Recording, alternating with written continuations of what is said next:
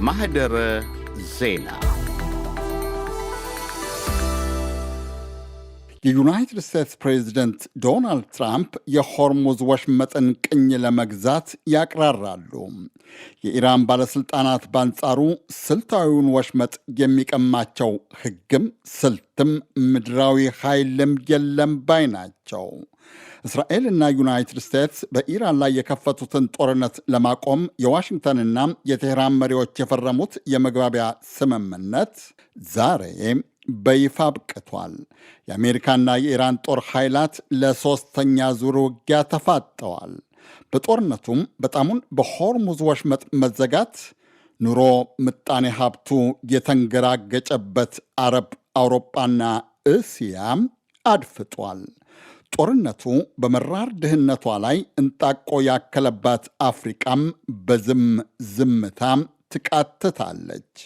የጦርነቱ መዘዝ መነሻም የዝምታው ምክንያት ማጣቀሻም ፉከራ ቀረርቶው መድረሻችን ነው።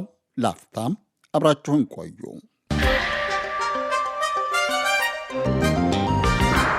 የዶቼ ቬለው ዳቪድ ኤል ባለፈው ሳምንት ባሳተመው መጣጥፍ ክፍሉ ውስጥ ያለው ዝሆን ዶናልድ ትራምፕ ይባላል ይላል። ከአንካራ በምግብ ማመላለሻ መኪና ሰንዱቅ ታሽገው በድብቅ የሸሹት ዶናልድ ትራምፕ በዝሆን ይመሰሉ በሳንድዊች ቀማኛ አይጥ በእርግጥ ያከራክር ይሆናል። ሰውየው ግን ከጥብቅ ወዳጃቸው ከእስራኤል ጠቅላይ ሚኒስትር ቢንያሚን ኔታንያሁ ጋር ሆነው ከዝሆንም ከዓለም በግዙፍ ዝሆን የምትመሰለውን ሀገራቸውን በቀላሉ ከማትወጣበት ጦርነት መማገዳቸው በእርግጥ አላጠያየቀም። ትራምፕና ኔታንያሁ በኢራን ላይ የከፈቱት ጦርነት በትንሽ ግምት ከ6,000 የሚበልጡ የኢራን፣ የሊባኖስ፣ የእስራኤል፣ የፋርስ ባሕረ ሰላጤ አካባቢ ሀገራትን ሰላማዊ ዜጎች፣ ባለሥልጣናት፣ ወታደሮችና የአሜሪካ ጦር ኃይል ባልደረቦችን ሕይወት አጥፍቷል። ሺዎችን አቁስሏል። የዩናይትድ ስቴትስና የእስራኤል ጦር ኃይላት የኢራንን ቤተ መንግሥት ከሕፃናት ትምህርት ቤት፣ የጦር ሰፈርን ከዩኒቨርሲቲ፣ ነዳጅ ማጠራቀሚያን ከስብሰባ አዳራሽ፣ የኒኩሌር ተቋማትን ከኤሌክትሪክ ማመንጫ ማዕከል ሳይለዩ በኢራን የመሠረተ ልማት አውታር ላይ ያደረሱት ውድመት በብዙዎች እምነት $100 ቢሊዮን ይገመታል። የዛኑ ያክል ዩናይትድ ስቴትስ ብቻ ለጦርነቱ በቀጥታ የከሰከሰችው ገንዘብ $37.5 ቢሊዮን መድረሱን የትራምፕ ባለሥልጣናት ራሳቸው አምነዋል። የትራምፕ አስተዳደር ለጦርነቱ በቀጥታ ካወጣና ከሚያወጣው ገንዘብ በተጨማሪ መካከለኛው ምስራቅ በሚገኙ የአሜሪካ ጦር ሰፈሮች፣ የምጣኔ ሀብት ተቋማትና ማዕከላት ላይ የደረሰው ጥፋትና ያስከተለው ግሽበት ብዙ ተንታኞች እንደሚስማሙበት እያንዳንዱ አሜሪካዊን $1,120 ዕዳ አሸክሞታል። $130 ቢሊዮን ግድም። ጦርነቱ በቀጥታ በተሳተፉት በሌሎቹ የፋርስ ባሕረ ሰላጤ አካባቢ ሀገራት በሊባኖስና በእስራኤል ላይ ካደረሰው ኪሳራ በተጨማሪ በሌላው ዓለም ላይ ያደረሰው ኪሳራም ብዙ ነው። የጦር መሳሪያ አምራች ኩባንያዎች ዶላር ሲዝቁበት፣ የአውሮፕላን፣ የመርከብ፣ የነዳጅ ኩባንያዎች፣ የቱሪስት ድርጅቶች፣ የማዳበሪያ፣ የኬሚካል፣ የምግብ፣ የመድኃኒት ፋብሪካዎች ከስረዋል። የሆርሙዝ ወሽመጥ በከፊል ወይም ሙሉ በሙሉ መዘጋቱ በተለይ አፍሪቃ በማታውቀው በማያገባትና በማትፈልገው ጦርነት ኑሯቸው ከእጅ ወደ አፍ ወይም እርዳታ ጠባቂ በሆኑ ዜጎቿ ሕይወት እንድትከፍል አስገድዷታል።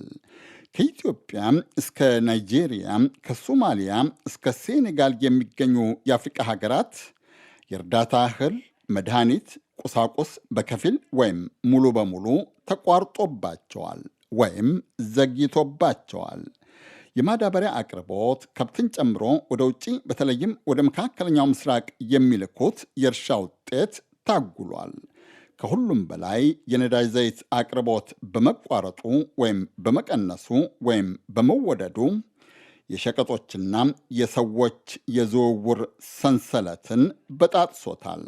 ባለፈው ግንቦት አዲስ አበባ ውስጥ እንደታየው በብዙ ሺህ የሚቆጠሩ መኪኖች ነዳጅ አልባ ነዳጅ ማደያዎች ዙሪያ እንዲኮለኮሉ አስገድዷል። ትሪካርታ የተባለው የኬንያ ጥናት ተቋም የፖለቲካ ተንታኝ ዲስማስ ሞካዋ እንደሚሉት ዩናይትድ ስቴትስን ጨምሮ ዓለም ላይ ለደረሰው ጥፋትና ኪሳራ ተጠያቂው አንድ ሰው ነው። ዶናልድ ትራምፕ ይባላሉ። ሕሊና ያለው ሰው ሚስተር ትራምፕ ይህን ሁሉ ማድረሳቸውን ያውቀዋል ይላሉ ሞኩዋ። ይህንን ቀውስ የፈጠሩት ሚስተር ዶናልድ ትራምፕ መሆናቸውን በየትኛውም ዓለም የሚገኝ ማንኛውም ምክንያታዊ ሰብአዊ ፍጡር ያውቀዋል። ግን አብዛኞቹ የአፍሪቃ መሪዎች፣ በእርግጥ የመላው ዓለም መሪዎች አጸፋውን ስለሚፈሩ ትራምፕን በይፋ ተጠያቂ ማድረጉን ይፈራሉ። ለረጅም ዘመናት የዩናይትድ ስቴትስንና የምዕራብ ተባባሪዎቿን እብሪት ታስታግሳለች ተብላ ትገመት የነበረችው ሶቪየት ኅብረት ተበታትና ትልቅ ሪፐብሊኳ ሩሲያ በራሷ ጦርነት ተመስጋለች። ቻይና ከታይዋን እስከ ቬኔዙዌላ የሚደርስ ጥቅሟ ሲበጣጠስ ከመጋረጃ ጀርባ ከማልጎምጎም ባለፍ ያለች ያደረገችው ነገር በይፋ አይታወቅም። ከደቡብ ኮሪያ እስከ ካናዳ፣ ከአውስትሬሊያ እስከ ጃፓን ያሉ የዩናይትድ ስቴትስ ታማኞች አንድም በፍርሃት ሁለትም በአይመለከተንም ጅልነት ተጠፍንገዋል። ለምነው ከፍለው ለትራምፕ ወርቅና አውሮፕላን ጭምር ጉቦ ሰጥተው በየሀገራቸው የአሜሪካ ጦርን ያሰፈሩት አብዛኞቹ የአረብ ገዢዎች ለቴህራኖች ውድቀት ይዶልታሉ። ከአሜሪካ ጋር በደም የተለሰነ በጦር ቃል ኪዳን የተሳሰረ በምጣኔ ሀብት ሽርክና ስር የሰደደ ወዳጅነት የመሰረቱት አውሮፓዎች ከትራምፕ ጆሮ ኮሽታ እንዳያሰሙ በሞኩዋ አገላለጽ በግር ጥፍራቸው እንደቆሙ ነው። የአውሮፓ መሪዎችም በኢራን ጦርነት ጉዳይ በጥፍራቸው ሲሽከረከሩ አይቻለሁ። የእስያ የመላው ዓለም መሪዎችም ተመሳሳዩን ሲያደርጉ አይቻለሁ። አንድም መሪ ሚስተር ትራምፕን በግልጽ ሲናገር አላየሁም። እንደሚመስለኝ በመናገራቸው የሚደርስባቸውን አጸፋ ስለሚፈሩ ነው። የአፍሪቃ መሪዎችስ? ኢራን በፋርስ ባሕረ ሰላጤ አካባቢ የአረብ ሀገራት የሚገኙ የአሜሪካ የጦር ሰፈሮችና ተቋማትን መምታቷን የጸጥታው ጥበቃ ምክር ቤት ባለፈው መጋቢት አውግዟል። ሦስቱም የአፍሪቃ የምክር ቤቱ አባላት ኮንጎ ዲሞክራቲክ ሪፐብሊክ፣ ሶማሊያና ላይቤሪያ ረቂቅ ውሳኔውን እንደ ብልህ ዲፕሎማሲ በድምፀ ተአቅቦ ከማለፍ ይልቅ ኢራንን ማውገዛቸው ማስተዛዘብ፣ አንዳንድ አፍሪቃውያንን ማናደድ፣ ማበሳጨቱም አልቀረም። ከትዝብት ብስጭቱ ባለፍ ግን የአፍሪቃ መንግስታት በተናጥልም ሆነ በጋራ ማኅበራቸው በአፍሪቃ ኅብረት በኩል የአውሮጳ እስያ ቱጃሮች የራሳቸው የአሜሪካ ተቃዋሚዎች ያልደፍሯቸውን ትራምፕን የሚናገሩበት አቅም፣ ድፍረትና ችሎታ በእርግጥ ሊኖራቸው አይችልም። ክራይሲስ ግሩፕ የተባለው የቀውስ ጉዳይ አጥኚ ተቋም ባልደረባ ሲሴል ሎቭ ፋውንድራን እንደሚሉት ደግሞ የአፍሪቃ ሀገራት በቀውሱ ላይ ያላቸው አቋም የተከፋፈለ ነው።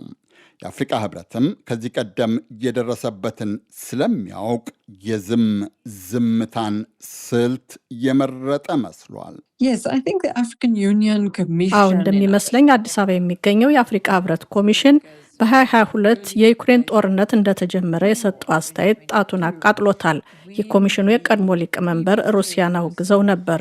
የአባል ሀገራቱ መሪዎች ኮሚሽኑ በአባል ሀገራት የውጭ መርህ ጣልቃ መግባት የለበትም በማለት ሊቀመንበሩን ዝም አሰኟቸው። አባል ሀገራቱም አንድም ከቀውሱ ዋኝተው የሚወጡበትን ብልሃት ከማሰላሰል፣ ሁለትም በድብቅ የሚጠቀሙ የሚደግፉትን ከመርዳት ወይም እንደ ተራ ዜጋቸው በጸሎት ዱዓ ከመትጋት ባለፍ በይፋ የሚሉ የሚያደርጉት የለም። ካለም ሲበዛ ትንሽ ነው። የዶቼ ቬለው ዳቪድ ኤህል እንደጻፈው ካለፈው መጋቢት ጀምሮ የብዙዎቹን የአፍሪቃ ሀገራትን እንቅስቃሴ ያሽመደመደውን የነዳጅ ዘይት እጥረት ለመቋቋም ኬንያ የቆጠበችውን ነዳጅ ዘይት በማውጣትም የግንኙነት ሰንሰለትን በማቀናጀትም የወሰደችው ፈጣን እርምጃ ብዙዎችን አስደንቋል። ኢትዮጵያ በተለይ የናፍጣ እጥረትን ለማቃለል አለመዘጋጀቷ ብዙ ኪሳራ አስከትሎባታል። በጦርነቱ በተቃራኒ ጎራ ከተሰለፉት ከተባበሩት አረብ ኤሚሬቶችም ከኢራንም ጋር ጥሩ ምጣኔ ሀብታዊ ወታደራዊ ግንኙነት ያላት ኢትዮጵያ ከእንግዲህም ሚዛን እንዳትስት ተንታኞች እንደሚሉት መጠንቀቅ ይኖርባታል። የኬንያው የትሪካርታ ጥናት ተቋም ባልደረባ ዲስማስ ሞኩዋ እንደሚሉት ኢትዮጵያ ከዲፕሎማሲው ብልሃትና ብልጠት ጎን ለጎን በምጣኔ ሀብቱ የውጭ መዋለ ንዋይን ለመሳብ የምታደርገው ጥረትም ጥሩ ነው፣ ግን ዘግይታለች። ገበያህን ለውጭ ቀጥታ መዋለ ንዋይ ስትከፍት እንደ ግሽበት፣ የወለድ መጠን፣ የስራ ዕድልና የሀብት ክምችትን የመሳሰሉ ወሳኝ ነገሮችን ታቃልላለህ። በዚህ ረገድ ኢትዮጵያ በጣም አስጋሚ ናት፣ ግን እየከፈቱ ነው። በስልታዊ ጣልቃ ገብነት የውጭ መዋለ ንዋይ እንዲገባ እየፈቀዱ ነው። የሆርሙዝ ወሽመጥ ከሰላማዊ የባህር መስመርነት ወደ ግጭት ማዕከልነት ከተቀየረ ወዲህ ናይጄሪያ በሀገሪቱ ቱጃር ዳንጎቴ በኩል የራሷን ግዙፍ የነዳጅ ማጣሪያ መክፈቷን የክራይሲስ ግሩፕ ተንታኟ ሊስስ ሎቭ ፋውደራን ብልጠት ብለውታል። ሁሉም ግን ዳቪድ ኤይል እንደሚለው የበሽታውን ምልክት ማከም እንጂ በሽታውን ራሱን ማዳን ሊሆን አይችልም። ጊዜያዊ መፍትሄ ሞኮዋ እንደሚመክሩት በዘላቂ ስልት መታገዝ አለበት። ዘላቂው ስልት ሞኮዋ አርቴፊሻል ያሉትን የአፍሪቃ ሀገራትን ድንበር አፍርሶ የአፍሪቃ ለአፍሪቃ ገበያን ማጠናከር ነው።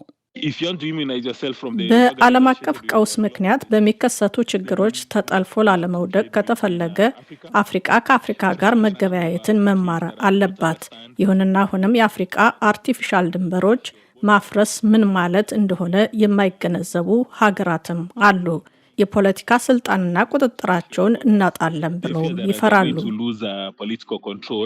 ኢትዮጵያን ጨምሮ ጎሳ ከጎሳ ለመለየት ወይም አንዱ ከሌላው ለመብለጥ በየሀገሩ ድንበር በሚያሰምርባት፣ በግዛት ይገባኛል በሚተላለቅባት፣ በጎሳ የተደራጀ ታጣቂ በሚርመሰመስባት አፍሪቃ የተባለው ምናልባት ለዘላቂው አፍሪቃን የሚጠቅመው ስልትና አስተሳሰብ ሰሚ ማግኘቱ ሲበዛ ያጠራጥራል።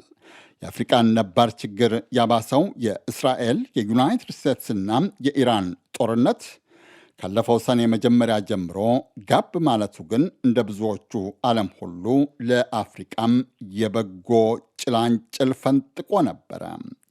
የዩናይትድ ስቴትስና የኢራን መሪዎች የተፈራረሙት የመግባቢያ ስምምነት ግን ዛሬ አብቅቷል። ሞኮዋም የቀውሱ ቆስቋሽ ያላቸው ዶናልድ ትራምፕም የሆርሙዝ ወሽመጥን በኃይል ለመንጠቅ እያቅራሩ ነው። እና ኢራንን ማሸነፋችንን ስናጠናቅቅ በጣም ክፉኛ ተሸንፋለች። በጣም በቅርቡ የሆርሙዝ ወሽመጥ የዩናይትድ ስቴትስ ግዛት መሆኑን አውጃለሁ። ከኢራን በስተቀር እስካሁን ሀያላቸው ዓለም የለም። ኢራን ክፉኛ ከተሸነፈች ማሸነፋቸውን የሚያጠናቅቁት እንዴት እንደሆነ የሚያውቁት በእርግጥ አንድም ትራምፕ ሁለትም አማካሪና አወዳሾቻቸው ናቸው። ለብዙዎች የሚታወቀው ትራምፕ ዳግም አደራጀሁት የሚሉት የአሜሪካ ጦር ለውጊያ መዘጋጀቱ ነው። የኢራን ጦርም ለአጸፋ ጥቃት መዘጋጀቱን አስታውቋል። የጦሩ አዛዥ ጀኔራል አሚር ኻታሚ እንዳሉት የዩናይትድ ስቴትስ ጦር ጥቃት ከከፈተም የጦራቸው ስልት እንደስካሁኑ መከላከል አይደለም፣ ማጥቃት እንጂ። ዛቻ፣ ፉከራም፣ ፍጥጫው ንሯል። የዓለም ዝምታም በነበረበት ቀጥሏል። ነጋሽ መሐመድ ነኝ። ቸር ያሰማን።